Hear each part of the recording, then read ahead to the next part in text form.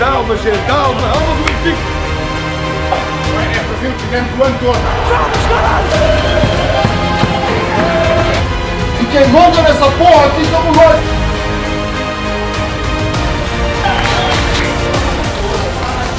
Vamos, caralho! Pega, Benfica. Rumo, Marquês. Eu amo o Benfica. Eu amo o Benfica. Eu amo o Benfica.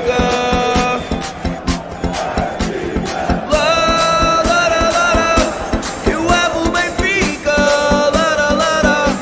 Eu amo o Benfica. Eu amo o Benfica.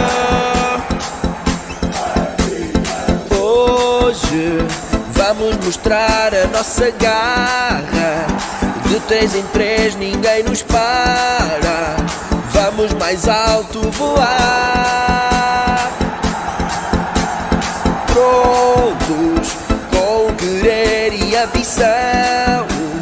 Temos tudo na nossa mão. Eu quero ser campeão.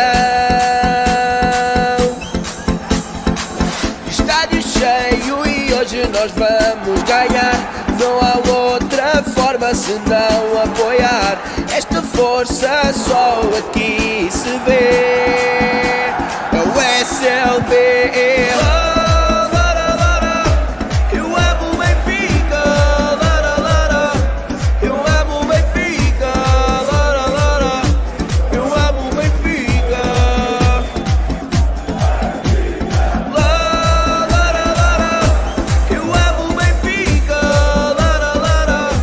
Eu amo o Benfica. Eu amo o Benfica. Good evening. Welcome to episode 152, Italian Nightmare. It was, in fact, an Italian nightmare today, unfortunately. As usual, your host, Mike. I have Bill with me, and I have Oscar with me today. Gentlemen, after a tough defeat today, how are we feeling? Rough. Rough. Tough day. And after the Porto game, high hopes, and yeah, it was a rough day. Okay, we'll get past it. We'll get through it together. Another weekly therapy session here for all of us. Those of you who are tuning in, of course, let us know your thoughts on today's match, performance, individual, collective, the results, decisions or lack thereof. Let us know how you're feeling, how you saw the match. I will also post a link in the comments, and you can jump in and join us with just audio. If you're feeling adventurous, you can join us with video as well. Totally up to you, but we would love to hear from you guys. I know that you guys join us in the comments, but if you want to chat with us, you can use this link that I just posted in the comments. If you're watching on Twitter, I don't believe you're able to comment directly on the Twitter stream. So if you want to just jump into YouTube or to Facebook or Twitch, and also if you're watching live or even after the fact, give us a like, share the stream, subscribe to our channel, follow us on social media platforms. We greatly appreciate it. It takes about 2 seconds, doesn't cost you anything.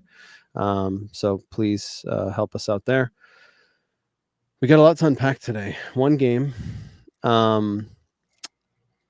Inter 1, Benfica 0. I think the result is a little bit not necessarily the picture of what the game was, at least the second half. But Oscar, I'll start with you since you haven't been here for a little bit. Lineups. Benfica started with Trubin, Ba, Otamendi, Morato, Bernat gets his start debut for the club. Kokshu, João Neves in the middle, Di Maria, Auschnitz, Rafa, and David Neres up top. No out now striker. We've seen this before, but I want to break this into phases here. So let's start with the 11. What were your thoughts seeing this 11? Oh boy. All right.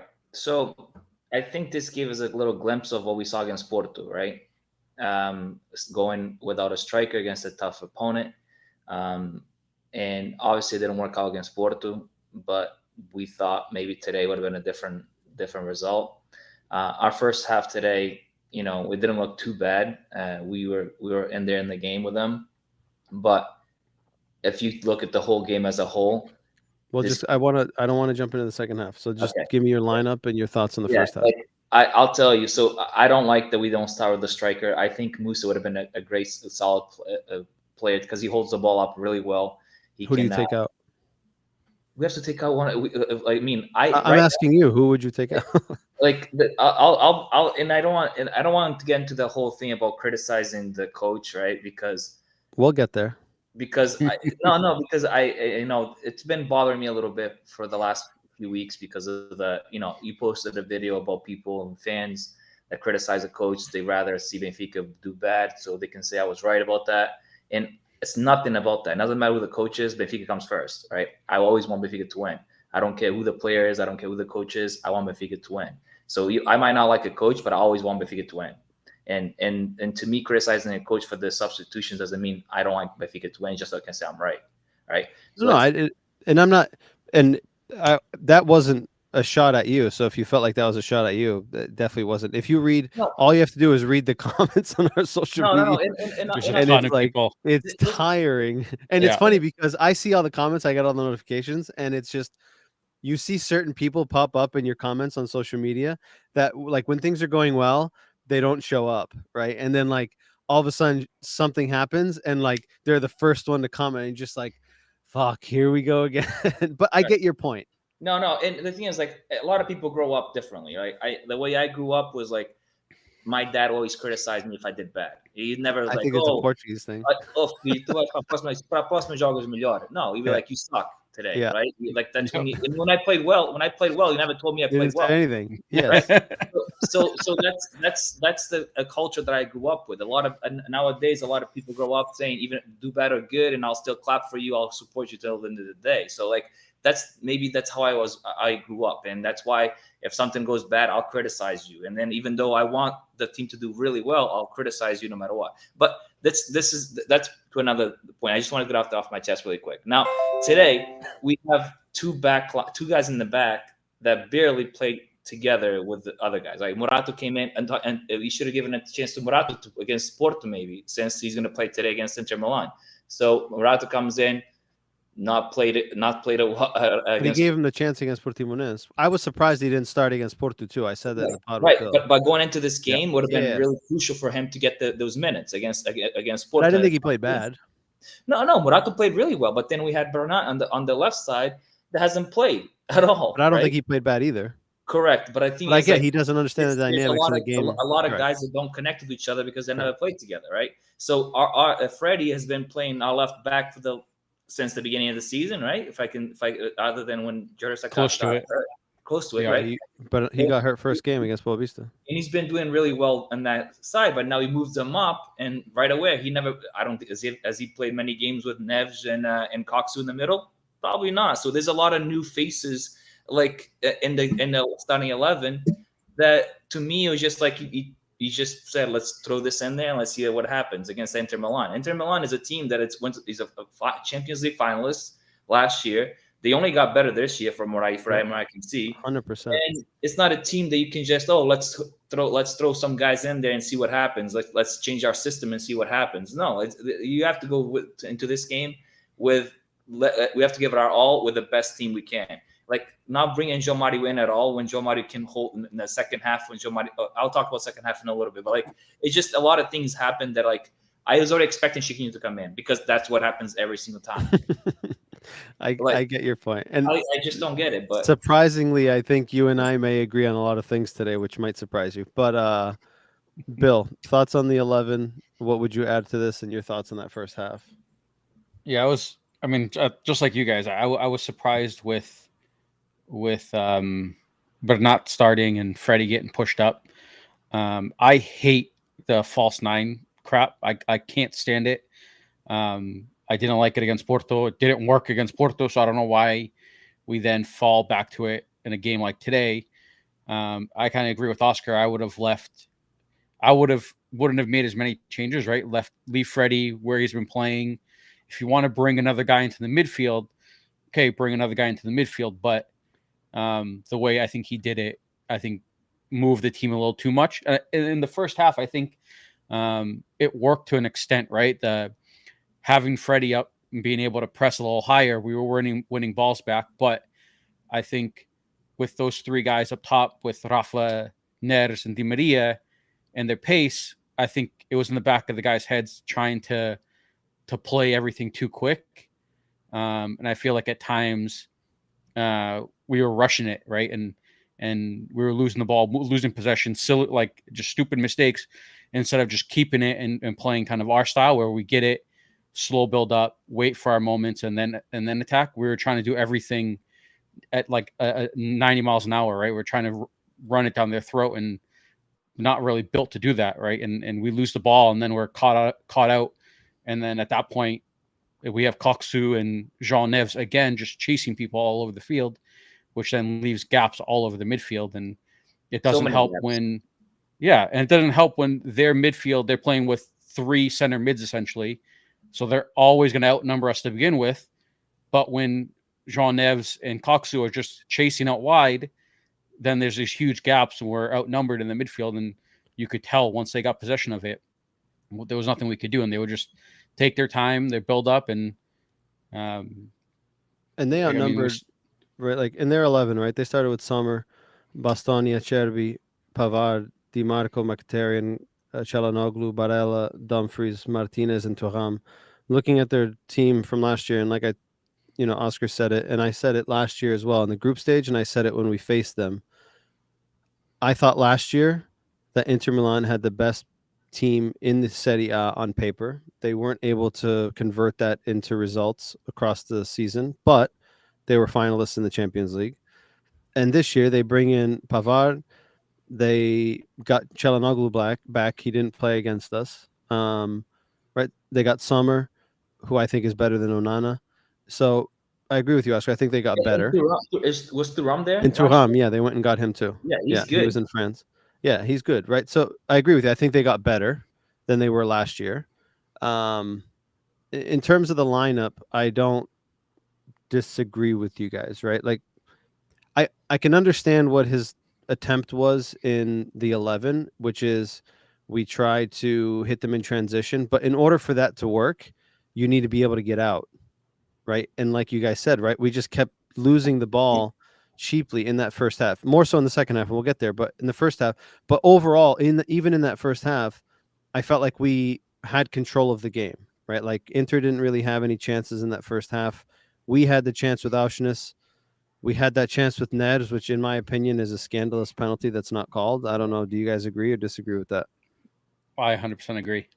I said it live, and I think you missed it live, Mike. And I had walked away, and when I came back, I missed it. Yeah. Oscar, what do you think? Live, it's hard to tell, but once you see the replay, yeah, the VAR has to call that back. 100%. Yeah, the thing is, like the I see. I mean, I would, that PK would have been a PK, and I think in the Portuguese league would have been one of those red flags all over the place if there's no PK called. But I see that the ball's already going out, and then when the ball he slides and he gets him afterwards, the ball's already going out. I think Neres loses his footing before. He definitely looks like he slips. But yeah. I'm surprised they didn't call that.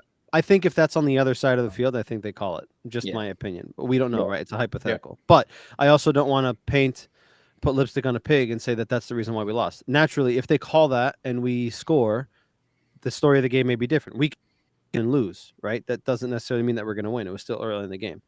But again, I think I understand what he was looking to do in the starting 11. But unfortunately, it didn't work out that well. But in the first half, when you get to halftime, I think you're comfortable, right? Like they didn't really create any chances. We had a few moments, right, where we just missed the final pass. I think we missed, like I didn't think Koksu had a good game.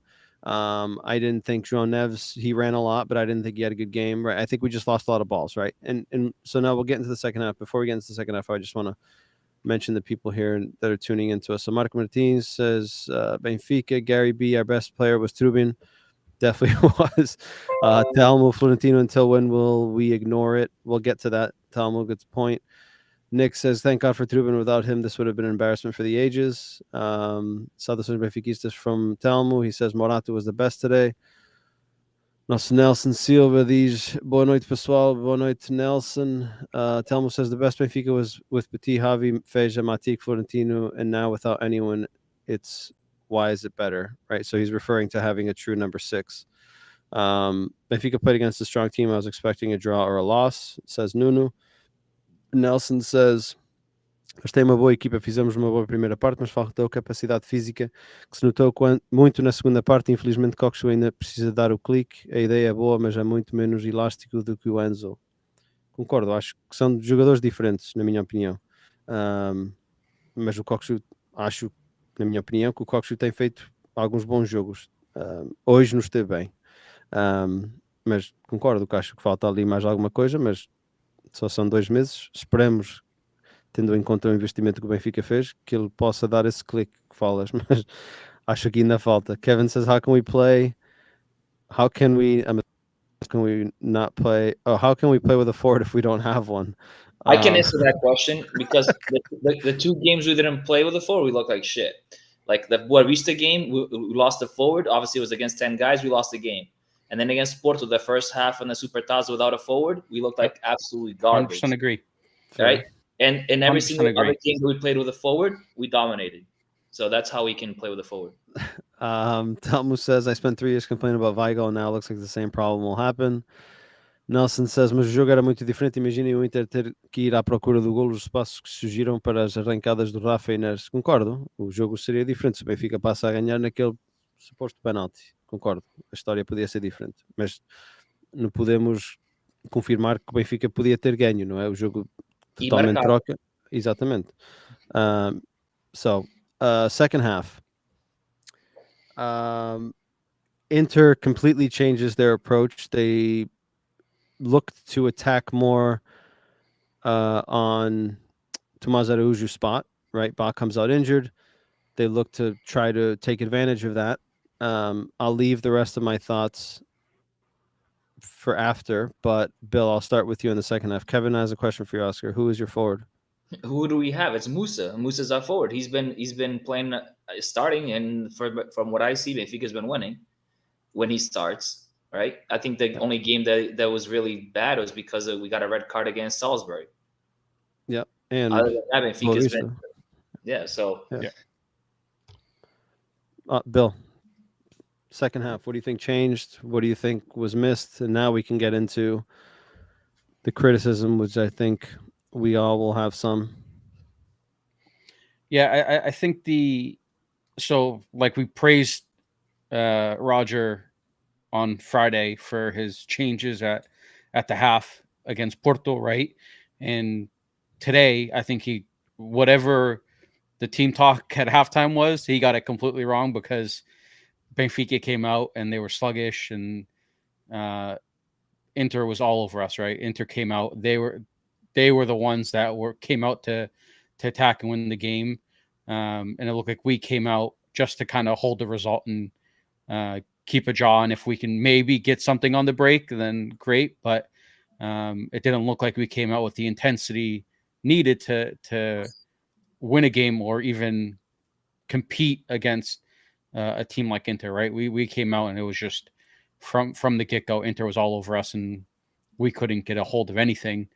And it was just, it went downhill real quick. Once Inter scored the goal, that was it. Like they score, we're chasing the game, and with the team we had out there, you can't chase a game like that with those guys, right? Because at that point, Inter doesn't need to press. Inter doesn't need to push forward.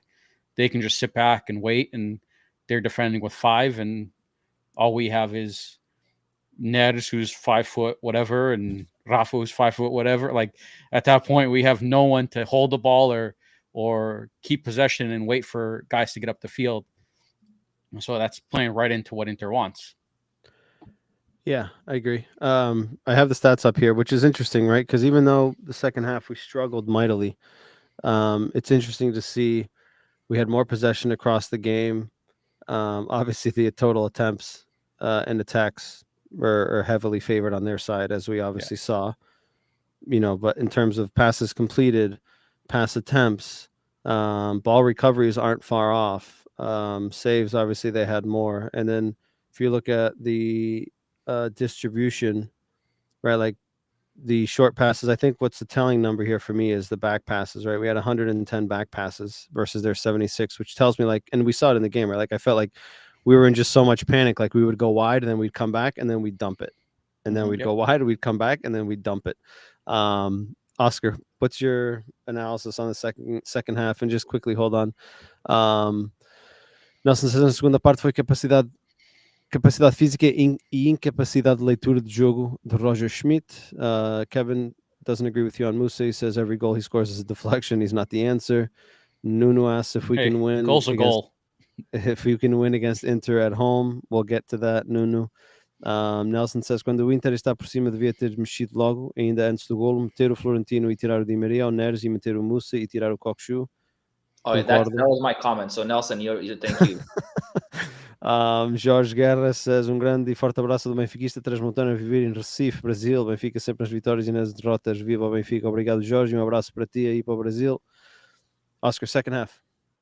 I think what was said right there, like it explains that exactly what I was thinking. Benfica started the second half. Inter was all over us, and I was just like thinking, when is this guy going to change something? When is this guy going to change give some legs to the midfield? Because it's not going to we're not going to be holding. We're taking post after post off the crossbar. And I'm like, and you only changed it after the goal, and it was like even 8 minutes after the goal that he made the first change, right? So like I'm like, what are you waiting for? You have all the signs here, and God is helping us that the balls are not going in. What are you waiting to change the freaking game? Like put somebody in to hold the midfield. Like what are you doing? And is that not happening? And then all the first sub, I see Chiquinho coming in for Coxu. I'm like, oh, that's the answer. That's the one we're going to come back against Inter when we're losing away 1-0 is putting Chiquinho in for Coxu. And then the thing is like, and I believe me, guys, I think Di Maria is our best player and hands down our best player. But when you're dragging, you're not a Ronaldo. Like, and that's basically what I think. Well, how this team treats Di Maria is like he's a Ronaldo. You'll score on the 95th minute, maybe when he has a chance to score. But he's not a striker. He's a guy that's supposed to be on a game like this. He has to help defend. He has to go forward. He's a winger, right? And we need fresh legs. And if we have João Mario on the bench, what's João Mario done so bad that he can't come in on this game when we're struggling in the second half? Like, I agree. I was surprised. I was surprised Chiquinho. Well, I guess I wasn't surprised Chiquinho came in, but I think this goes back to what we talked about last year, right? I think I said, and I can't remember who agreed or who didn't agree, but Chiquinho played out of his skin last year after Enzo left, right? And I don't know who agreed, but I said he's playing way above what his actual level of play is, in my opinion, right? And I continued the times that he's come in this season, I continue to believe that if this squad is created properly for a club of the dimension of Benfica, Chiquinho is not even a bench player, in my opinion. But I agree with you. I think João Mario I would have put in, right? He's a guy that can hold the ball. He's a guy that reads the game well. He's able to help the team and understand when to go forward, when to keep the ball, when to slow it down, right? And I think we needed that, right? Like big time. We couldn't get out. 100%. Right. And like the fact that we're like, we go wide, we play it back and we dump it. And then we're dumping it to guys like Ned, who's like 5'5", right? Like, Who's he going to win a header against? Who's Rafa going to win a header against? Who's Di Maria going to win a foot race against? We put in two guys, Ba and Bernard, like the guys that like to go up and cross the ball, right? Those two guys. Those guys basically, that's why they kept coming back with the ball. They going up and come back with the ball to the midfield, to the back line. You can't play it in. You can't cross it. We have no height in the box. Neres and Rafa, guys that go around to the far post or whatever it is, they don't attack the ball. So what are those guys supposed to do? Just, okay, I can't cross it to anybody. Let's bring it back to the midfield. Like that's the dumbest. And what even pissed me off too was when we had Cabral and Musa in, right? Two tall strikers. At that point, we weren't playing balls into the box. Like, we have these two tall forwards, throw balls into the fucking box, let them go up and try to win a ball in the air. Like, we've been playing for 89 minutes. We can't create anything down the middle. Let's do something fucking different. No, we keep going out wide, back to the middle, and try to play it down the middle again. And like, we have two tall strikers. I think we were playing more with our heart than our head at that point. I think. Right, but I mean, when you bring in two guys like that, like just fucking Yeah, lob the ball in and give them a chance. Like I get being down 2-3-0 and then playing with our basically with our heart, just kicking the balls up. But we're down 2-1-0. Like if we get our shit together, we can come back and just get a point away. You know what I mean? Like just get our shit together. It's 1-0. It's not like the game is out of reach. And correct, but it was 1-0. But the way that I'm looking at this is on the scoreboard, it was 1-0. But in the game, that team was absolutely shattered. 100%. I mean, they looked lost. Nobody looked. Oh my God! I mean, Trubin, he literally saved us, and somebody mentioned in the comments, like he saved us from at least 4 goals, right? 100%. And they hit the post once or twice. They hit the crossbar, right? Like so. Although you still have that adrenaline of like we're still in this game, I think mentally they were just like, "Fuck, how are we still in this game? Like we have no right being in this game still." Oscar, I got a couple questions for you because you've been the most critical. But Nelson talks a little bit about it here. Roger Schmidt é muito, mas muito limitado a ler o jogo. Não me lembro de jogo em que ele tenha mexido e a equipa tenha melhorado. Sabe formar o 11, mas mexer é outra conversa. Lembro-me de alguns jogos em que ele mexeu na equipa ao intervalo e deu frutos. Mas não sei se é o problema de ler bem o jogo e perceber o que o jogo precisa, ou se é a teimosia em esperar até que fazer essa mudança. Parece que há ali um medo de fazer essas alterações. Kevin says, Oscar, you ain't got it in you to put 23 million on the bench. He's talking about Artur Cabral. I mean, he has to be on the bench. He hasn't shown anything till now. I rather play with somebody that scores goals, deflecting goals, than somebody that scores no goals. So. I mean, I hope by the end of the season that he's our starter, given the amount that we invested. But I mean, right now, other than his price tag, I'm not. He hasn't done anything to warrant an attempt, right? Nelson says, Messi também senta no banco e é o Messi. O Di Maria está com estatuto demasiado à parte. Não jogar titular por decreto, joga muito, mas a partir dos 50, 55 minutos vai embora fisicamente. Here's what I'm going to ask you this question, Oscar.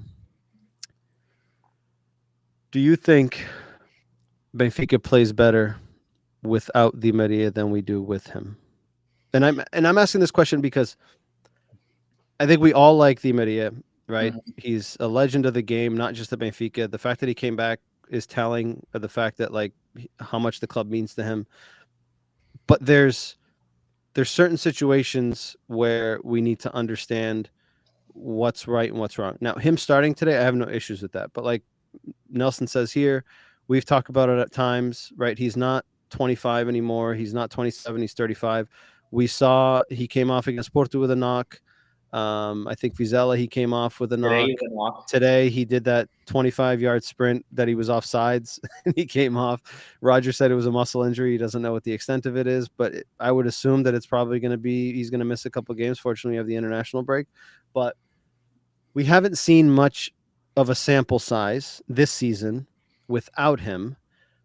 But I know that year one that we've talked about the Ronaldo situation and the mental state and the players looking to try to flow everything through. And I also get the sense that like even he himself, I feel like he's, because of his status and what he has on his trophy shelf, like he's trying to like do everything by himself, right? Like, and in my opinion, like there's moments where he can get the rest of the team involved and he tries to do an extra step by himself. He tries to take on a guy. He tries to cut it back, right? And like, that's what I'm starting to see here. And again, I'm not saying that he's not good or he doesn't. I'm wondering if we see a sample size without him, if the team plays a little bit more free. But I wanted to ask you this question because you've been a big advocate of the Ronaldo situation in the national team, and I wanted to get your thoughts here. No, listen. I said it from day one. I love Di Maria. Di Maria to me is one of the best players to ever pass through Benfica, right? At this age, coming back to Benfica to retire, he's a player that's not going to give you 90 minutes. He's not. And if he does push for that 90 minutes, he's going to last until November. Like I called you guys. I said you guys from the beginning, wait until November when he plays this guy out and then he has no more gas in him and then we lose him for a couple months after that, right? And you're already starting to see the injuries coming in, right? So this guy basically, this all comes from when he got pissed coming off on the bench for the first game against Benfica. From what I say, from what coach said, he doesn't like coming out, and Di Maria said, he knows that I don't like coming out. So therefore, he has a status in Benfica that ele comanda, and that's not how the image you want to pass to the other players. That's what the exact same image Ronaldo passes in the seleção. Like, if you take me out, I'm gonna get you fired. Fernando Santos got fired, guaranteed, because he took him out and put him on the bench, right? So like that stat to me, I see Portugal playing without Ronaldo now, and they play free. You know, when Ronaldo got the red card, he saw how Portugal, the fluence on the game, it was completely different. Last year we had no guys that had a big status on this in the squad, and you saw what we did against Juventus, against PSG, right? You saw those guys against Juventus. You saw probably Benfica's best game. And they were playing, at least for like 75 minutes, our best performance by far. Like legit, like everybody was playing fluid, like absolutely beautiful soccer. Like even the analytics of the UEFA Champions League, they all praised Benfica and how Benfica was playing in Europe. Like that's what I like to see in Benfica, and we got better this year. We got better names, better players, and we look like we're still trying to. I don't know. I can't explain it. I don't think we've hit the level of play that we had last year, right? I think the team got better. I agree. I think we got better. I think we have more depth than we did last year. But do you think we haven't hit the heights? I'm going to ask you this: do you think? And I was talking to Lemedon about this after the game. Do you think that we're better collectively or individually this year than last year? I mean, I think we're better individually. I don't think we're better collectively yet. Yeah, right. As of right now, from what we've seen, I would agree. I don't think the team hasn't clicked, and it hasn't hit the heights of how we played last year. And I think that's the issue. Last year, at this point, we were flying high, right? Like we were unbeaten in whatever it was. We were unbeaten in X number of games and beating Juve and tying PSG in the Champions League. It was all gravy, right? And this year, I think it's been a slower start, and the team's taken a little longer to click and gel like last year's team did. And let's not forget, last year we had João Mario, Rafa, Ramos that clicked. Those guys. Ned at the beginning of the season was flying. Yeah, they clicked. They played really, really well together. But we also had Enzo, which was a huge piece of the first half of the season. But even after Enzo left, we still had great games. The soccer was fluid. Like it looked like it was almost like we even called it Barcelona. Like no matter who you take out, you plug one person in, and the soccer it just works. It just works because everybody's playing with each other. Everybody trusts each other. And I don't see it this year. I see this year a lot of people making individual mistakes and being very individual, like not playing as a team yet. Fair. And I hope it has nothing to do with Di Maria coming in, because that's the worst case scenario, is having to do with this superstar coming in that was supposed to help us win the Campeonato and go far in the Champions League. But and Kevin is right too. We missed Grimaldo. Grimaldo had some crucial crosses on that side and goals from free kicks and stuff like that. Right now we don't have that. Yeah. And essentially Grimaldo ran that whole left flank, right? Which gave Freddie or João Mario, whoever was playing out wide, more freedom to go central. Whereas this year we don't have that, right? Whoever's playing that left mid position has to kind of stay more wide because we don't have a left back that's going to control the whole flank.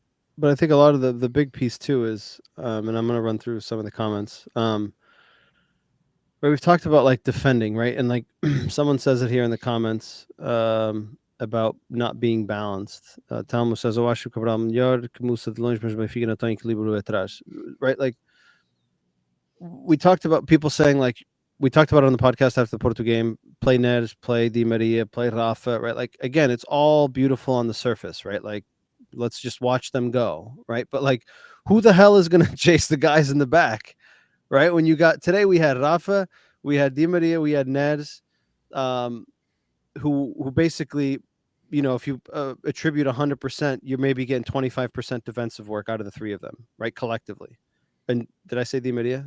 Di Maria, Rafa, Neves. Neves. Who was the other? Oh, Auschwitz played in the middle. Right. So like also have to look at it.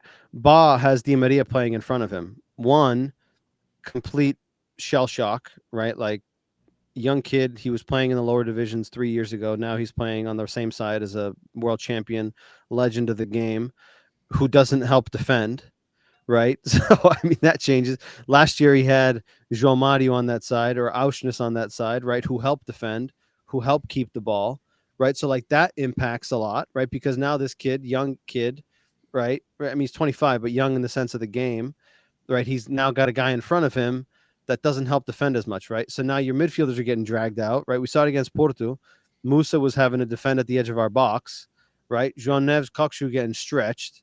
Right. So like I just think there's still an unbalance there. And as beautiful and as exciting as it sounds to have Neres, to have Rafa, and to have Di Maria together, I think there's very few games that we can play that. Like we got Lusitania coming up in the Taça de Portugal. That's a game that you could do it. Right. No disrespect to Lusitania, but it's a lower level team that you're not going to be under as much pressure. But when it comes to like the big games, even like the top level teams in the first division, it's hard because they're going to hit you in transition, and all it takes is one, right? One moment you don't get back, and then you're screwed, right? And I think it's just suicide for us to have 3 players that don't defend, right? Rafa helps a little bit, but like they're not going to give you that same assistance defensively as a João Mario will or an Auschwitz will, right? So now you basically got 2-3 guys sitting up top. All right, everyone go do the work. You know, I'll jog back a little bit, but like I'm not going to do too much. So like it's frustrating to see that. And I think we saw a little bit of that again today. Let's see comments here. What do we got? Hold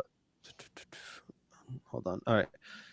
Neil, I don't know if you watched the game, but he says, Boa noite, Ruben was great today. I liked our lineup today. Neres Di Maria needs to start together more often. Is it fair to say we were a bit unlucky in our result? What's the answer to this? I mean, all you have to watch is all you have to. They don't even have to watch the game. Don't look at the possession. Don't look at the possession and think that we dominated this game because they had 3 posts on us. The stats and the score lie. Truben saved us like 4 chances alone with a striker. Like if anything, we got lucky only to concede 1 goal. We should have easily conceded 4 goals, and we had 1 chance. And that 1 chance was like from the side of the box. Yeah, Auschwitz from a throw-in. On top of it. Yeah.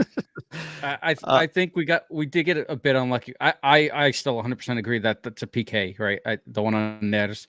And that at that point it changes the game, right? If we get that PK and if we score, it completely changes. But it doesn't take away the fact that our second half was atrocious. Exactly. For what actually played out, no, we didn't. We were lucky, not unlucky. Yeah, 100%. Telmo says, I really like Neves, but for me, he wasn't a starter. You have to have balance in the midfield. I'm not sure if you meant Neves or Neds, but maybe you corrected a comment further down. Can we talk about Tino?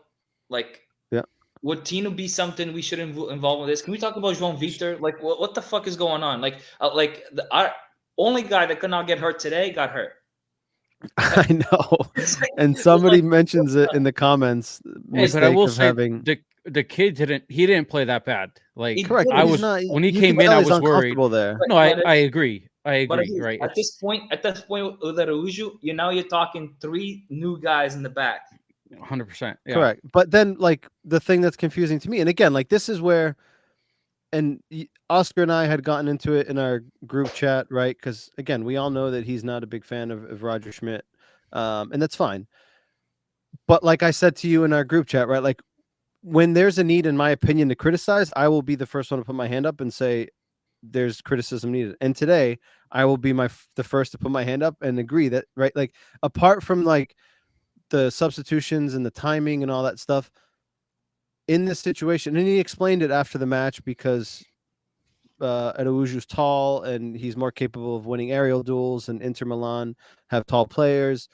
But like, why wouldn't we have gone with Auschwitz to play right back? Because he's played there, right? And then we can bring in a Tino or a João Mario to help fill in that void in the midfield in that situation. I thought, I don't know if you guys agree, but I thought Tomás Araujo coming in at right back was a bit odd. Yeah, I was shocked. like nobody was expecting that. Like we have Arsenal that plays left, right, in all the wing positions, and sometimes striker, right? And he's played it well. I mean, he didn't disappoint last year when he played right back. He didn't disappoint this year when he playing left back. And then we have our only right back in the game going down, and we go put a center back there. Like I'm trying to grasp like what is he thinking, and then I'm like, okay, and we need to put somebody in the midfield because it's not working up front. Like we look lost. We need to bring somebody in new. Why not bring Freddie to the right back and refresh the midfield with João Mario, Florentino to hold the midfield? Like, but no, he brings in Chiquinho. Like Chiquinho is going to make like he's going to be Zidane. I mean, I used to call him Zidane, but like this year, like he hasn't played. It's over. That phase is done.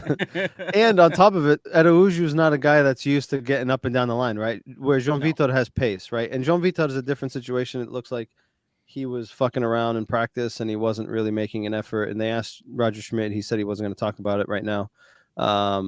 But it sounds like he's a completely different issue, and time will tell what happened. We don't know, right? It's just all speculation. But I do find it odd that he was basically exiled. Something obviously happened there. Do you see players revolting against Roger Schmidt if we have a few more bad results? I don't. I think the dressing room is. I mean, there may be some players that maybe don't get enough playing time as much as they would want to, and might be pissed off. But I don't get a sense that there's like a bad vibe in the locker room. I think I don't see the locker room turning on think him. about the players that have had issues are Lucas Verissimo, who wasn't playing, right? And then his girlfriend's doing social media posts like an idiot. Yeah. Moratu's girlfriend or wife did the same shit. And now this situation with João Vitor, like it all seems very specific. And I'm not saying that's gonna happen. What I'm saying is like you saw the comments that Lucas Verissimo said when he left, right? That the coach didn't like change. He just liked to play the same players all over and over again. And I tend to agree with that. Like we talk about this here. Like he doesn't like taking out Di Maria. You'll run Di Maria to the ground. And if he subs them, you like the first. You can almost tell like the game's playing. The first person is going to come out João Mario, and then the second person going to come out is going to be Coxu for Chiquinho, and then the other person going to come out is Musa for Cabral. Right? That's the subs 100%. There's no change in it. That's what's going to happen. So I feel like last year we saw João Mario playing like out of his mind, right? Like he was having the best season. Yeah. And all of a sudden, it feels like he's not happy like playing anymore. Like you don't see that guy with like the I don't know. I don't see it on his face that he's happy playing anymore, and that's bothering to me. That's a little bit of a red flag. I don't know. He looked good against. I thought he looked good against Portimonense. He's looked good this season. I wish somebody tells me like there was like I hope he doesn't say today. Oh, I asked Omari to go in, but he said no because it was like 85th. Let me catch up on these comments quickly. Rui says, sorry I'm late, guys. I'm disappointed with Roger. Our center midfielders were outnumbered. That's where we lost the game. Better because he's a fighter.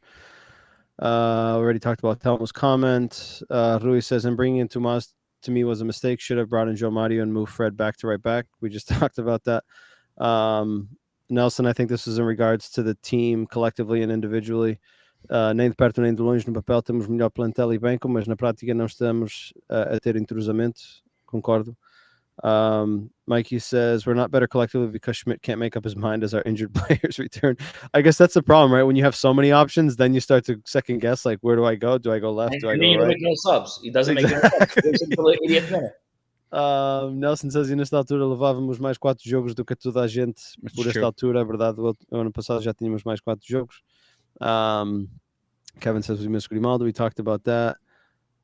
Alex says what you missed today was Musa. Fair. Nelson says o Bernardo vai dar conta do recado. Hoje já deu para ver isso.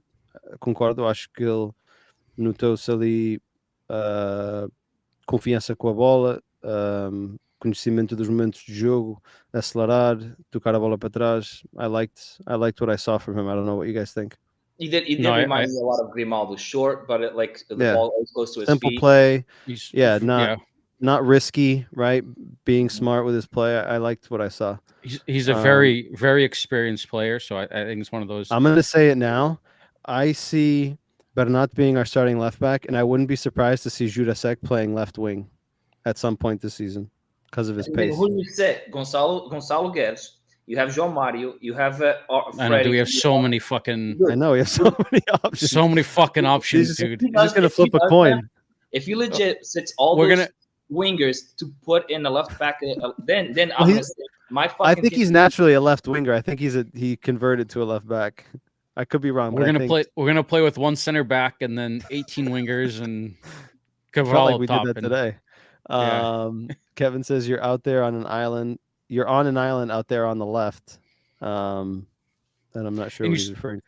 I think he's talking about how Grimaldo used to run that whole left flank. 'Cause Oh, we saw it yeah, today a yeah, few yeah. times where we switch plays and bring it to Bernat, but he's literally by himself, and all he can do is settle it and then play it back to Morata, right? Because everyone else is pinching over. Yep. Nelson says, não, neste jogo queria ver Musa Cabral na frente, tenho saudades de ver dois pontas de lança na frente. Já lá vão muitos anos que o Benfica joga com dois pontas de lança.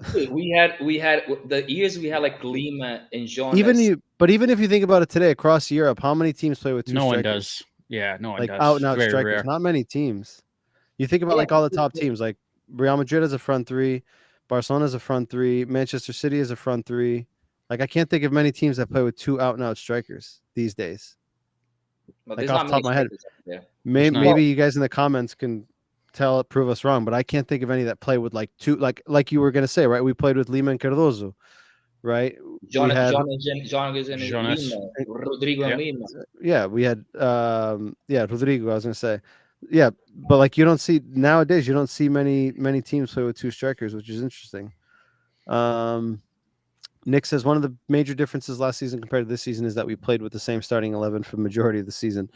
Fair, right? So there's like that understanding, whereas this season he's actually alternated quite a bit, right? Like last season we complained about not changing, and this season we've had a lot exactly of what I was going to say. Like last year we all complained that he didn't rotate and the team was gassed by the end, and this year now we're complaining that he's rotating and the team can't get any fluidity, right? Like it's a double-edged sword for him. Like no matter what he does, he's going to be criticized for it. But like if we're winning, right? Like I don't think that's as much of a topic, right? Nick says we need to find and keep a definitive starting 11. I believe that we'll start to look more dynamic, hopefully sooner rather than later. Alex says second half totally changed the game. Benfica came out like they never played before. I hope to see Florentino and Neves on the center. Kokshu is good, but Florentino is a key player in the midfield. I think they're two different players, but I agree. I think in this game, Florentino, given the amount of players that Inter had in the midfield, I think we needed someone like him. And it's not the thing that sucks with Tino is he recovers a lot of balls, he covers a lot of ground. But then his distribution once he gets the ball back isn't great. Exactly. But once he has it, it's. But I think he also gives us a little bit more steel. He's not a big guy, but he seems more interested in getting into that tackle than a João Neves will. Like João Neves will get involved, but he's not like that guy that's gonna, stomp on your foot and let you know that he's there. He's not gonna give you that physical approach. Where of everyone on our team, I think Tino's really the only one that has that, and he's not really like. A Feja, he's not a Javi Garcia, right? Like we haven't had one of those in a little while. Nick says losing Ramos and not keeping or finding a better replacement for Grimaldo seem to be the most glaring issue so far. Anyone? Well, the Grimaldo, I'll tell you, he had his best season last year, right? So it's very tough to replace his best. And he's season. Doing well at Leverkusen now. Yeah, he's doing phenomenal. He's to continue his best season in Leverkusen, but is very tough to replace his best season. But right now, what we have with the Bernat is the normal Grimaldo we used to have, and I don't think it's a step down from the other Grimaldo from the previous years. Yep. Kevin says, "What's Freddie's position?" I mean, when he came to us, he was a center midfielder, kind of a hybrid between an 8 and a 6. And he played probably there like 5 games total. He is a hybrid. Yeah, I think since he joined us, we've seen him less than 10 games in his actual position. Alex says he's the top of Burakus, but his position right front wing. He's played everywhere other than center back, I think. Because he played up top. He played in goalie. He played up top one game at home, or played close to the striker one game at home. I can't against who it was. I think the game he scored against Inter. I think it was the game that he missed. I think it was the game that he missed the penalty that he played as like a second striker at home. But I can't remember who was against. Mikey says, "Oh God, the Pizzi King loves polemica."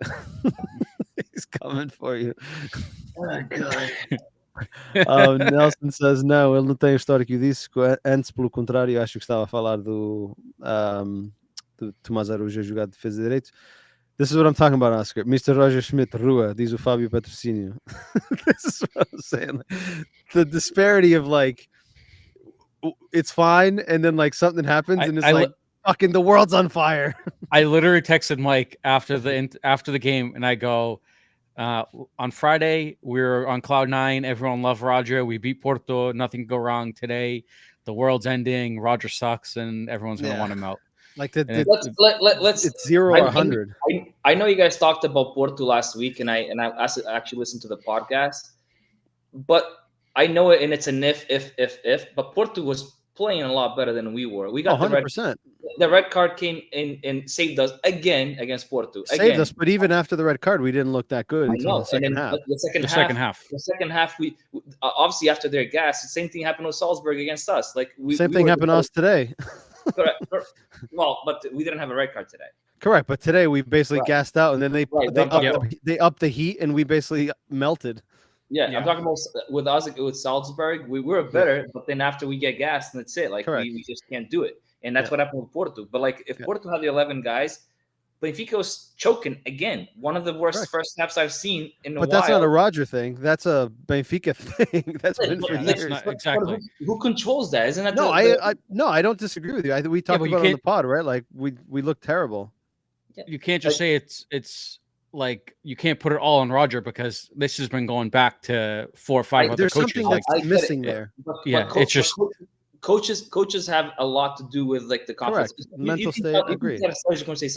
Coaches these guys to eat fucking grass. But that's another thing. That's in their DNA, because that's been like that before Sérgio Conceição, right? So like it's just ingrained in the club. I don't know how the hell they do it, but we're clearly doing something wrong when it comes to the mental state of our players and in these games. Like something's missing. I don't know how we haven't figured it out. Can I be Mike, you touched it on it last week or on Friday, right? Like the types of players Porto goes and looks at, right? They're gonna go find someone.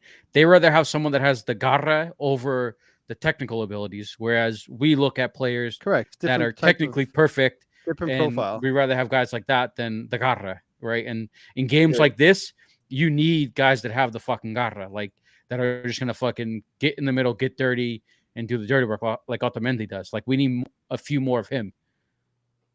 Oscar, what were you gonna say?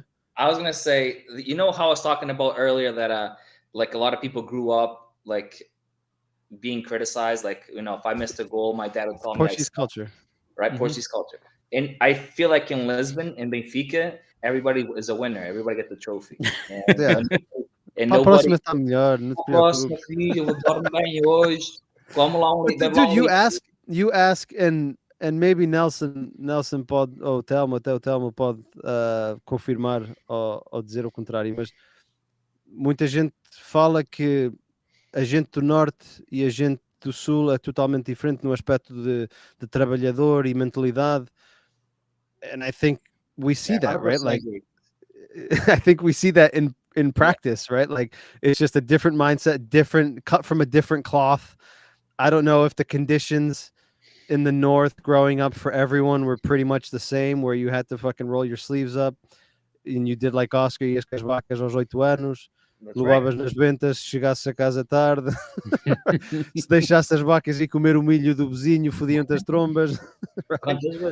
Whereas down south, maybe they didn't have, right? Em vez de levarem as vacas ao monte, right? They were out, tomavam café.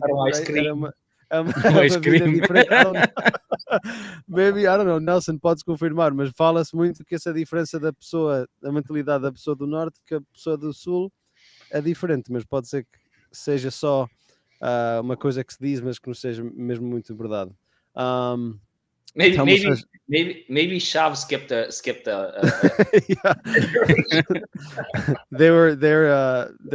exception to the rule. Telmo says no final da semana está na direita e a substituir Bá, mas ele realmente é muito bom a ler o jogo. I can't remember what he's talking about. Nelson says o Tiago Gouveia devia ser adaptado à defesa direita e virava no novo Maxi. Falava-se que ele estava a ser adaptado, só que não sei se funcionou muito bem. Nelson remembers Lima Rodrigo. and he says, os sapos jogam com Paulinho e Gyökeres, mas não jogam, bem, já jogaram juntos, mas acho, pelo que eu tinha visto, não têm jogado sempre juntos. Mas já, por exemplo, contra o Farense, Paulinho entrou ao intervalo. Mas a ganhar jogos com fora de jogo e mergulhos é fácil. Qualquer ganha. E estão a surpreender cá no Burgo porque os treinadores já não estão rotinados para defender 2 pontas-lanças. It's a true statement, right? You're not used to playing with... And they're two big guys. É tão bom ter a bola sem Florentino que fizemos um remate em 90 minutos. Florentino dá equilíbrio ao meio campo. É verdade. Nelson says, ainda não vimos um meio campo formado por Auschwitz Kokshu, que era o meio campo que o Feyenoord tinha quando foi à final da Liga de Conferência e abafou a Roma de Mourinho apesar da derrota. Concordo, e nem sei se vamos ver I doubt we see it. essa dupla no meio campo. But let's look at this way, right? We're talking a lot about Florentino, and let me just finish the comments quickly. Florentino tinha que jogar neste jogo, tudo seria diferente. Diz ao Eduindo de Moura, um abraço para ti, Eduindo. Mikey says, am I the only Benfiquista that thinks Coxu should start seeing the bench? Tino frees someone like João Neves. João Neves can't get involved defensively, cleaning up everything. Our 10 doesn't cover. Let me share my thoughts. Hold on. Nelson says, sim. Eles dizem que sim, Mike, mas é porque faz mais frio no norte. Aqui no sul, o sol não ajuda. Estão mais à sombra do bananeiro, à beira Só do mar. querem ir à praia. Andam à beira-mar. Rui says 2 strikers has to be 2 different types, one mobile, one area guy. And we had that in the years past, right? We had Cardozo, and then we had Rodrigo, Lima, Saviola. Mark Correa says, what's up, guys? What's going on, Mark? All right, I want to talk on the midfield, and then Mikey's last comment. Benfica in the final third has lost the season last year. There was creativity and movement between defensive lines. There's no identity. There is no focal point. There's no killer. There's not critical finishing. It's keep the pressure up till we figure it out, hopefully. Midfield. All right, we have a lot of options. We got Tinu, realistic options. We got Tinu. We got Kokshu. We got Auschwitz. We got João Neves. Chiquinho, Cizan. We got Chiquinho. But I guess, what do you guys think is the best? Right, we're now into October. Okay, we're 2 months into the season. What's your best 11, Oscar? In your opinion, to give us balance, right? And I'm not talking about specific games. I'm just thinking, like, if someone said, I need an 11 for tomorrow, regardless of the opponent, who are you going to go with? Regardless of the opponent? Well, that just like, who do you think is the team that's going to give you the best balance between attacking and defending? Okay, obviously, we're going to go Truben, Ba, Otamendi, Moratu, and Tony. Right. I'm talking about right now, the best. Yep. And then I would do Tino, but I'm going to play a 3 midfield. So I'll do a Tino, Coxu, and Neves. I'll do João Mario, rotate Di Maria and Neres, whatever, like who's in better form, whatever it is, and then Musa. So you leave Rafa out. Shit. I'm gonna go back. I was gonna say this. See how it gets tricky when he's not writing it on his sticky notes. Yeah, I fucking should have written now. Wait, so I need a striker. So your backline set, right? You got Bernat. My backline set. And Trubin. Correct. Okay. And, So Rafa needs to play. Rafa needs to play. Who's coming out? João Mario. No, João Mario needs to play too. That's the balance. So then you're taking out Di Maria. Or are you putting Rafa in the midfield? I might have to rotate the midfield too. I might have to do Coxu and Florentino, give those guys a try, or Coxu and Neves and give those guys a try, and put Rafa in front of behind Musa. So Auschwitz sits. Yeah. Okay. You're going to criticize me right now, but I said it last time too. I think Arsenal sits on and comes in, rotates to João Mario, but I think João Mario is very crucial to hold the game. What's your 11, Bill? Trubin in that. Ba, Tony, Otamendi, and Bernat. I think the experience for Bernat, for me, puts him over David at this point. And then in the midfield, I'd go. See, I like the combination of Coxu and João Neves. So I'd stick with them, and then I'd have Freddie, Rafa, Di Maria with Musa up top. But that's basically what he puts on in every game. Right, and I think that formation and not having in the middle. Yes, but with Bernat and Freddie, then you have Freddie can support the midfield. So you got Freddie out wide. You got João Neves and Kokshu in the middle. Yep. Rafa so similar, wide. very similar to what we saw last year, right? Bernat can cover the majority of that flank. And then wait, did you have Di Maria? Mm-hmm. Yeah, Di Maria on the right. So you got Rafa behind Musa. Behind Musa. All right. I would go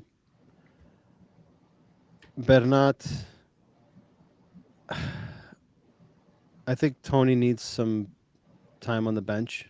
I think he's made some mistakes. I think he looked decent against Porto. He had a couple of mistakes. So I'll go Morato, Otamendi. Morato looked really good today. Like every one-on-one situation, his timing was impeccable. Like it was incredible. And with air balls, he won everything. Yeah, he's a monster. So I'll go Bernat, Morato, Otamendi, Ba, Trubin. In the midfield, I would go Auschnis, Kokshu, João Neves, Rafa on the right, Di Maria on the left, and Musa or Cabral. But at the moment, Musa up top. I think that midfield trio.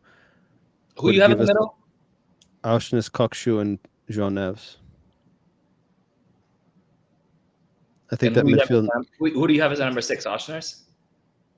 Yeah, I would have him drop and then have Kokshu and João Neves sit in front of him. Yeah, see, but I haven't seen Freddie play in that position for me to judge. Correct, but I'm going what I've seen him, like that's his natural position. I watched maybe 6 games last year, Feyenoord, and that game that Nelson was talking about against the Roma game, I saw the home and away, and they were like outstanding. Again, I like Tino. He looked really good against Portimonense, but like then his distribution after the fact sucks. But then again, like Feja wasn't good, right? Like in terms of his distribution, like he would basically destroy plays, get the ball back, and just give it to someone and be like, "I don't want it. Figure it out." Right? With Feja, he knew it, right? And he would just get rid of it and short passes. But Tino tries to play some long balls. Tries to play those through balls and long balls that he can't play. And it's like, if you know your role, like if he knew, win it and just fucking get rid of it, like short pass and just get rid of it. Okay, but my problem with him is he tries to play those long balls and he tries to play those through balls and he just doesn't have it. Like it's not in his locker, right? And that's what pisses me off when he tries to do that. Then it's not just 1 or 2. He's doing that all fucking game. Like it, even if he's missed the 3 he tried before, he's gonna try it again. Like it. But you saw Koksu today making some. He made some bad passes. 100%. This was probably Koksu's worst game at Benfica. I agree. 100% he played terrible. He so bad, really today. Bad today. Yep. He missed a lot of like passes in transition, but then again, like they all did, like simple passes. Like there were just so many simple moments where you're just like, what the hell are they doing? It was incredibly frustrating. Alex says anyone can be a coach. Another thing that I wish Koksu did more is shoot. He does not shoot like I thought he was. But I think it's because he's playing further back. He's not playing in that 8 position. João Neves is basically playing in that 8 position. But he's basically playing what Enzo was playing, right? Let's say because they're not really playing number 6, but Enzo's playing the ball from way back. He was picking the ball up almost in our CVs. Correct, and he was shooting the ball like left and right. He was scoring goals. Correct, but Enzo was playing with who was he playing in the midfield with? Tino. Yeah, that frees him up. That frees him up to go playing forward. As our 6, but that's what I'm saying. If Auschnis or even Tino plays in that midfield with Kokshu, I think that frees him up to go forward because now João Neves isn't a 6, right? So like you can't leave João Neves exposed there. So with having Koksu and João Neves is the same issue we were having last year, 2 years ago, with having a PZ and Weigl and correct and Weigl and freaking whatever else was there. Like we have no true number 6, which confuses those 2 guys because nobody knows who's going forward, who's going back, who's staying back, and whatever. I agree. Especially, and then it's even worse when you have only 2 of those in the midfield. Whereas I think if you have 3 center mids, it makes it a little bit easier to balance that. Right, when you just have 2, and we saw it recently, right, against Porto, 1 goes there, 1 goes here, right? It's an absolute shit show. Well, I think that's what happens. it's what happens when you have guys that are out wide that aren't tracking back, right? And Right. having like a Freddie or João Mario, right, like we saw last year, playing out wide, they're essentially a third Center mid center because midfield. they come in. Correct. They just pinch in, right? And I think that makes a huge difference when you have guys like that can pinch in, and then you can essentially, if you have someone that can play the entire flank like we did last year with Grimaldo, and I think Bernat could potentially do, I think that changes a lot of things. Fair. Alex says anyone can be a coach nowadays. If Benfica wins on Saturday against Estoril, then Roger Schmidt will be the best coach again. If they lose, then they'll want to fire him. Edwindo says grande abraço para vós também desde Flórida. Olha que o Oscar também está na Flórida. Certo, ainda seus vizinhos. Abraço para ti, Edwindo. De onde é que é o Edwindo? De onde é que fica o Edwindo? Ainda vai comprar uma cerveja, se for perto. Nelson, olha uma à parte. O Bruno Lage aparentemente foi despedido do Botafogo. Eu e o Abílio estávamos a falar disso antes de entrarmos no direto. I was waiting for Oscar. E o Oscar é um apaixonado do Bruno Lage. Here it is. I'll tell you. Se o Bruno Lage viesse, I'll Here it is. Stop. There it is. I knew it. Dude, that guy... Bill texted me and says, how long before Oscar asked for Bruno Lage to come back on the pod tonight? I mean, an hour and 6 minutes. Took longer than I thought. Well, but I read that he was being criticized for not winning in 5 games, but he's still in the lead, right? In the lead there. Yeah. But I didn't even hear that he got fired. But if he got fired, and if we lose Roger by the end of by Christmas, oh my God, dude, stop. Here he is already. I knew it. Mark says Bernat should not have started this game, in my opinion. Why do we put our new blood immediately on the hot seat? See Trubin versus Salzburg. I don't agree. Dude, he's what do you guys think? Such an experienced left back. Like, yeah, he's played so many Champions League games. This isn't nothing new to him. Like, I have no issue. I would rather, and then we talked about it on Friday, me and Mike. I'd rather see him over Jurasek. In this game, 100%. A guy like that, like a guy like that, where coming off of an injury, young, getting thrown into a game like this, no chance. Yeah. But a guy like Bernat, dude, he's played so many Champions League games. I don't think this makes any difference to him. Oscar, agree or disagree? With Bernat, so the thing is, like, I've watched PSG play, and I really don't remember Bernat playing, and I don't remember how good he was before he got hurt. Like, I hear people saying he was really good. Like my brother-in-law Zay, he's a PSG fan, so he goes, yeah, you guys got a good guy there. But what I'm trying to say here, even though he has experience individually, he doesn't have the experience of gameplay with the team. Yep. So we came back. We just played against the Porto game, where it's probably just as like, if not, obviously not as difficult, but Porto usually makes our life difficult. So it's going to be one of those games. And this is the time where I would say, if we did good in Porto, and obviously forget this first half, let's continue that team, because we go with momentum, right? We won against Porto. Let's go the same team. They have momentum, and go with that. That's where I agree with him to keep it. But now we changed 4 guys from the 11 that ended against Porto playing good. Kind of killed everything. I can agree with that. But in terms of what Bernat brought to the table, I don't think honestly, he played that. But I can agree with that approach in terms of keep the dynamic. Yeah, on Friday, I wanted my 11 was for Freddie to play left back, right? But yeah, I think we both said that. Yeah. Telmo says Florentino a fechar e Coxu com liberdade e seguro para arriscar. É o que eu estava a dizer. Assim o Coxu tem mais liberdade para subir e pode aparecer à entrada da área. Neste momento é difícil, a não ser que o Benfica passe maior parte do jogo no meio campo do adversário. Mark says Schmidt misses Gonçalo Ramos like Sérgio Conceição misses Chora Bebé. Mikey says Trubin, Ba, Otamendi, Jurasek, Tino, Neves, Auschnes, João Mário, Neres, and Musa. So he also leaves Rafa on the bench and Di Maria on the bench. Rafa and Di Maria. I wonder if he remembers that he left it off. Mikey, we got to write those on the sticky notes before you hit enter. Shit. Nelson says, melhor 11 no papel será Trubin, Bernat, Otamendi, António Silva, Bá, Florentino a 6, Auschnes a 8, Coxu a 10, Rafa na direita, Neres na esquerda e Musa, deixando de fora Di Maria. Oscar, do you agree with that? Do you like that lineup? No, I'm a João Mário fan. I think João Mário brings a lot to the game, and I also think it's going to be either Neres or Di Maria playing both. We proved it against Porto, 11 versus 11. That doesn't Well, Di work. Maria's not in this lineup that he says. Correct. No. So that's what I'm talking about. Neres and Di Maria cannot be, so I agree with that. And Neres or Di Maria to bring the, to keep it balanced. Mark says Feja knows his role. Javi Garcia knew it too. Fair. Nelson says o Matic foi o melhor de todos. O Matic foi polvo autêntico. Yeah, but Matic could actually pick a pass too, which Correct. was a little different than the But he other was guys. slow as fuck. And score He had no pace. He had That no volley that he pace, but he scored could against pick a Porto pass. was nasty. Mark says, yeah, Nelson, he was awesome. Mark says Enzo blows. He does blow. Fuck him. He's struggling at Chelsea right That now. team He's not won sucks. too many games. Fuck him. Yeah, is he even playing now? I think they only win. He when is, but there's rumors that he wants out. Nelson says, falta um médio tipo Ramírez. O Renato Sanches teria assentado que nem uma luva neste Benfica. Só se Quando fosse ele no estava for 5 departamento minutes. médico. For 5 minutes? 16 minutes in. Seriously, percebo o que queres dizer, mas o Renato Sanches neste momento, No. foda-se. He can't. É 15 minutos aqui, 10 minutos ali, está sempre aleijado. Nelson says, mas contra o Porto tínhamos 3 gajos que não defenderam, a Rafa, Neres e Di Maria, e hoje foi do mesmo. Exatamente. Perdemos há pouco equilíbrio com os 3.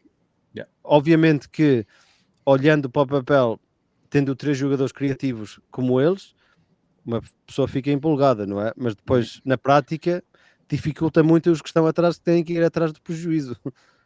No PlayStation dá. Palm Coast. Are you close to Palm Coast? 4 horas. Oh. He's Get in up, your he's, up private next jet. to, he's up next to Jay's dad. Oh, okay. He probably knows Jay's dad. Yeah. Certo, ainda O bebês Agostinho Silva é um portista. portista ferrenho. Yeah. Cuidado com ele, que ele é maluco. Vai à festa do Benfica com o gol do Porto.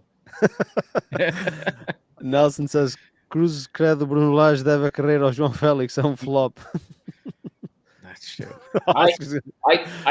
I don't get why. Look, with Bruno Lage, and this is going back in the history, right? Bruno Lage came to Benfica, and he was 8 points behind Porto after he Correct, but then he also lost a title with 7 points. He also lost 8-point lead.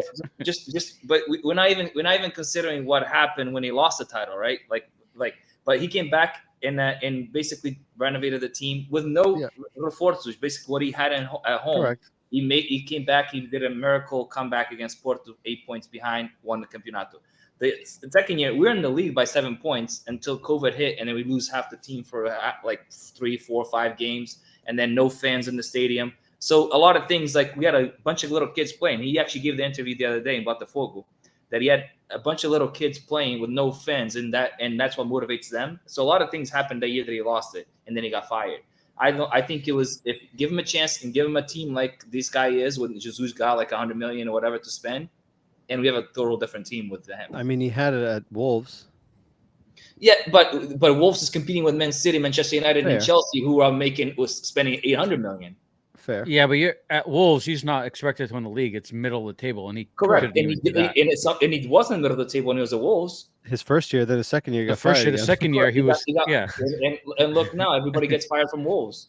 So like, what does that mean? Rui says, I can't believe I'm saying this, but I agree with Oscar. Lage would be great. No, what's wrong with agreeing with me, Rui? Edwin says, de onde vocês estão a fazer o direto? Eu e a Bílio estamos em Massachusetts. O Oscar está na Flórida. Fort Lauderdale. Por isso, quando estiver em Fort Lauderdale, mande-nos uma mensagem que uma cerveja está paga para o Oscar. Não se esqueça. Mark says, why not Auschwitz again and keep an 11 consistent before the Champions League opponents? Agreed, right? Like there's some consistency we could have kept there.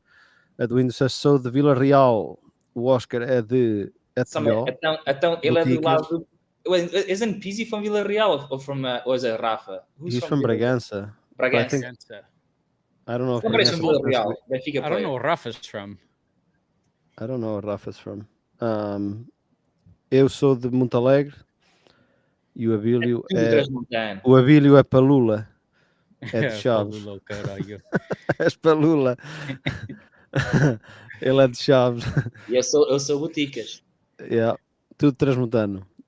Mark says thank you, Oscar. I'm not sure what he's thanking you for, but he thanks you. So you got at least one thing. For the saying about keeping it consistent. the team. Telmo says, meu 11, Trubin, Otamendi, António, Bernat. Falta-te aqui um defesa direito. Só se vais jogar a 3. Unless he's playing. Florentino, Cox, Austin, Di Maria, Rafa e Cabral.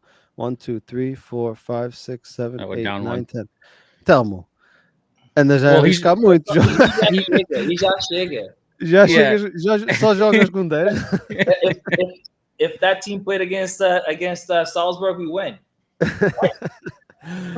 Ozzy says, Ozzy Benfica, it's a new name. Welcome to the stream. I see you're on YouTube, so don't forget to hit subscribe if you haven't already and hit the like button. We appreciate it. Another former player we can use is Nelson Semedo. Do you guys think he's cut out to be back? I'd take him back right now. I mean, we need more options back there. Really, We need more than I one. feel like he's like the Portuguese version of Grimaldo on the right side. Yeah. Gives you a lot going forward, but defensively he has his frailties. But yeah, so like in this situation, are you gonna play him and Di Maria both on that right side? Like that's what you're just it's a recipe for disaster. Mikey says no sticky notes. Di Maria it's great having him back, but he's still a defensive liability, and it shows. Rafa can't stand him. I don't care. Forever a Rafa hater. Mr. 20 chances for 1 goal. My God, Mike. I think he's just trying to trigger you, Oscar. He probably is. Nelson says, e depois repetiu a dose no Wolves, uma volta boa, segunda volta quase Yeah. dia.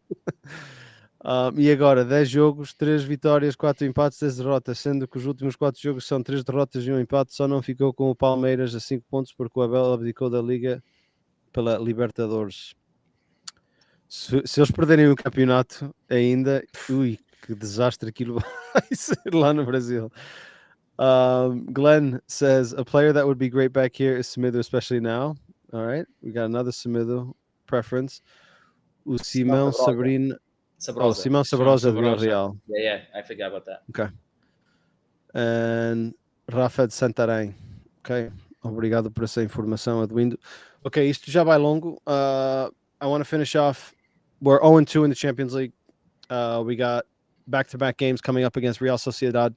First one at home, second one away. Then we receive Inter at home, and then we finish off the Champions League group stage away to Salzburg. Oscar, do you think we still have a chance to get out of this group? We get out if we get 9 points. I think we get out with 10 points. I think if we beat Real Sociedad both games and Salzburg away, we get out. Bill, what do you think? Yeah, I agree with Oscar. I think the next game, we talked about it on Friday. This next game is a must win. Like 100% have to win. Yeah, there's no. I mean, essentially both of them, right? Like we have to win these back to back against Real Sociedad, and then see how everything plays out. But I think, looking at it, I think nine points probably gets us through. So we have Sociedad next, and Inter plays 2 games in Salzburg. I think Inter's going to be qualified against Salzburg. I think Inter beats them both games or wins one and ties one. Maybe they tie in Salzburg, but I don't think Salzburg wins another game. I think in my Inter opinion. wins both. So by the time we play Inter, they could potentially already be through, depending on how their 2 games go against Sociedad. I think that this group stage is going to come down to the last game. Us in Austria and Sociedad at Inter. And let's look at the first round. Real Sociedad against Inter dominated. Yeah, I didn't watch the game, but I heard that they played really well. Dominated. And Real Sociedad is not a joke. And I've heard too. I've heard that they play really well. I saw them today. Well. They dominated Salzburg today. I watched the game today. Yeah, so it's not a joke. Benfica is going to have to play balls out to beat Real Sociedad. And by the time Inter plays Real Sociedad, Inter's more than likely through, right? Like they have it locked up. So who's to say they don't rest guys, and that game becomes even easier for Real Sociedad. But as long as we don't mess up against Sociedad, we have our own destination. It comes down to this. Like Sociedad most likely will win against Salzburg, right? That'll give them 7 points, right? If they beat Inter, if Inter's already qualified and they beat Inter, then we're fucked. Then we almost fuck it. We're out. But that's why we have to do our job against them, right? Because right now they have 4. Correct. Inter has If they 4. beat Salzburg, that's 7. If they beat beat Salzburg, Inter, that's 7. if they beat Inter, And then They have 10. and then if Inter rests guys, yep, But that's what I'm they beat saying. Inter. If we win 3 and tie 1 of our remaining 4, we have 10 too. So then it's going to come down to head-to-head in goals. no, how do we have 10 if we tie Inter? You mean, right? I'm saying if we win 3 and tie 1 of our remaining 4. Correct. So that means we can't lose another game. That's what I'm saying. Yeah. So I think we get through with 10, but we have to win 3 and we can only tie 1.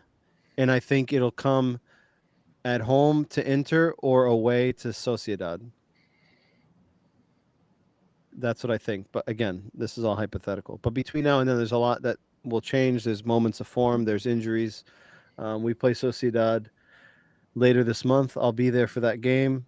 And then we play, let's see, when do we play Inter? So we got Lusitania for the Cup, Benfica Sociedad, Benfica Casa Pia, Roca Benfica, Chaves Benfica, Sociedad Benfica, November 8th, Benfica Sporting, then Benfica Inter. So November 12th, we got Benfica Sporting. Oh, but between that and the Inter game, I think there's a Taça de Portugal break. So we play the 12th, November 12th against Sporting, and then November 29th against Inter. So there's a break there. I don't know if it's international, but I know there's a Taça in between there. So, and then we play Salzburg the 12th of December. So we still got 2 months, month and a half before we play those games. So there's still a lot of things that can happen between now and then. So let's see. Final comments here. Nelson says ganhar os 2 jogos contra o Real Sociedade, mas nós também dominamos. O problema foi estarmos com 10. Concordo. Contra o Salzburgo, o Benfica para mim foi melhor, só que não conseguimos aproveitar as oportunidades que tivemos. O ano passado o Porto estava na mesma situação após os 2 primeiros jogos e passaram em primeiro com 12 pontos. I saw that too. Who was in Porto's group last year? Do you guys remember? It was Bruges, Leverkusen. Who was the other one? Do you guys remember who it was? Let's see. I don't remember. Champions League. Atletico Madrid. Oh yeah. It was Because Atletico. they lost at home against Bruges 4-0. And then I think they lost away to Atleti the second game. Yeah. At home to Atletico. At home. Was it at home? Yeah, I think so. No, it was away because they lost. Their first game was at home against Bruges. Didn't They they lost tie 4-0. Atletico at home. Porto. They tied. Yeah, I think it was the last. Yeah. The last game, I think, because they were like fighting. It was like red cards and stuff. So, yeah, Nelson says Atlético Madrid ficaram em último. Atlético Madrid stayed in last. Porto came first, Bruges second, and then we played Bruges. Yep. Yeah, because Porto went there and beat them 4-0, beat Bruges. And then the last game of the second to last, maybe it was the second to last. I think the last game was Porto Bruges, I believe, or first. I can't remember, but I know that the first 2 games was against Atleti and Bruges. Well, time will tell. We got a game this weekend against Estoril on the 7th, which is 4 days from now. So that's what, Saturday, Wednesday, Thursday, Friday, Saturday. So we play away to Estoril. They got a new coach, Vasco Seabra. Bad memories of him. He's the guy that coached Boavista when we went there and lost 3-0 with JJ a few years ago. So we'll see how we do. Hopefully we can bounce back, get a W, and then we got the international break again, and then we got Taça de Portugal. So we will be back next week to talk about the Estoril game. Thank you to everyone who was in the comments. We had a lot of new faces, a lot of comments, a lot of interaction, so I appreciate that. Again, don't forget to follow, like, subscribe on the various social media platforms. Hit the like button on this video. Share it if you get a chance so we can get a larger reach. If you're watching after the fact or listening after the fact, don't forget to leave your comments. We check all of our comments. We'll be sure to respond to you, so appreciate your comments after the fact. Nelson says, fiquem bem. Abraço para ti, Nelson. Abraço. Gentlemen, as always, a pleasure. We'll be back next week, and hopefully it's with the train back on the tracks against Estoril. Have a good evening, and Viva Sport Lisboa Benfica. Good night.